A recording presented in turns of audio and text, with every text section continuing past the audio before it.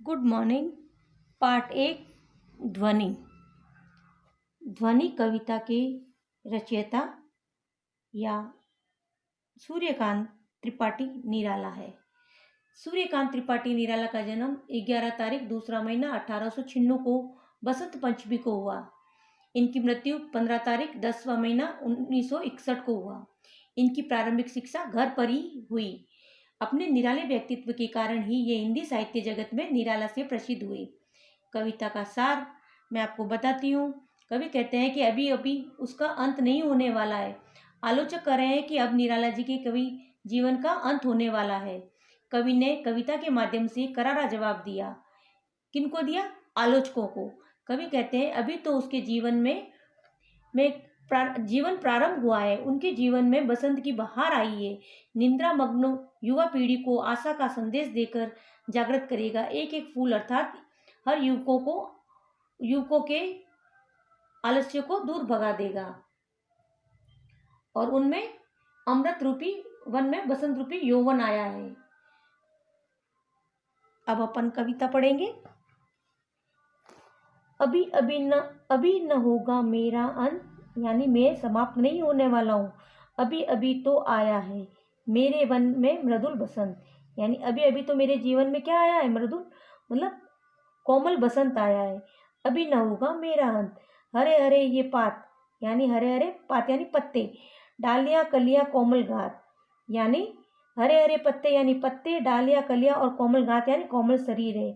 मैं भी अपना स्वप्न मृदुल कर फेरूंगा निडित कलियों पर, जगाकर एक प्रत्युष मनोहर, यानी उनकी कोमल शरीर पर, कलियों के कोमल शरीर पर हाथ फेरूंगा तो सुबह नहीं हो जाएगी।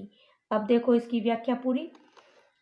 कवि अपने आलोचकों को जवाब देते हुए कहते हैं कि अभी तो मेरे जीवन का अंत नहीं होने वाला। अभी अभी तो मेरे जीवन में बसंत आया है। मेरे कवि जीवन का उत्कर्ष हुआ है। अभी तो वह जवान है, यौवन की मस्ती से भरपूर। अपने कोमल हाथों को इन कलियों पर फेर कर उनमें एक नई सुबह जागृत कर देगा। कौन? कवि। और इसका भावार्थ देखो। कवि किन लोगों को कहना चाहता है? एक युवाओं को। जो युवक नींद में खोए हैं उनको प्रेरित कर उनमें नए उत्कर्ष के स्वप्न जगा देगा। आलस्य को भगाना और उत्साह का संचार कर देगा। किनमें? नव युवकों में जो सोए रहते हैं। अब देखो इनके शब्दार्थ। वन का जंगल, मृदुल का कोमल,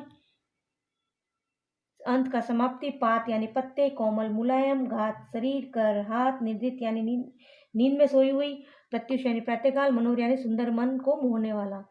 अब इनके उत्तर। किनको जवाब दिया है? आलोचकों को। कवि ने ऐसा क्यों कहा है? मैंने टिक लगाया, वो करना है आपको। फिर अब ये पढ़ेंगे हम। पुष्प पुष्प से तंत्रालस लालसा खींच लूंगा मैं, यानी एक एक फूल से आलस्य को खींच लूंगा, अपने नव जीवन का अमृत सर सींच लूंगा, यानी उनमें नव जीवन में अमृत यानी प्रसन्नता भर दूंगा मैं। द्वार दिखा दूंगा फिर उनको, है मेरे वे जहां अनंत, अभी न होगा मेरा अंत। यानी अब इनमें क्या कहा है कि मैं एक एक फूल में आलस्य को खींच लूंगा और आलस में पड़े युवकों के मन में नए जीवन का अमृत प्रसन्नता से भर दूंगा। बसंत के आने से लोगों के जीवन में जो नई उमंग का संचार होता है, चारों तरफ हरियाली होती है, कितना मन उत्साह होता है। अपन हरियाली में घूमने जाते हैं तो उसी के बारे में बता रहा है कि जीवन में एक नई उमंग का संचार होता है। युवकों के मन में निराशा की भावना को दूर कर उनको अमरता का द्वार दिखा देगा। अभी तो बसंत का आगमन हुआ है, अभी न होगा इसका अंत। ये कवि निराला जी बोलना चाहते हैं नव युवकों को कि आलस्य छोड़कर और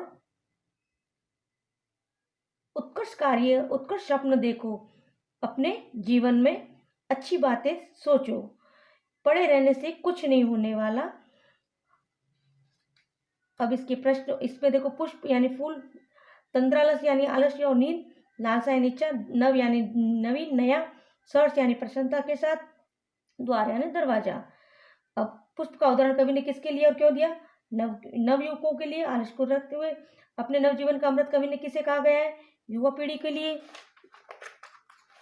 जो भी है आपको 1 2 3 ये भी प्रश्न करना है, ये भी करना है और ये भी करना है 1 2 3, और ये पूरा पढ़ के इनके इनके बारे में लाइन लिखनी है आपको, वाक्य में प्रयोग करना है इनका।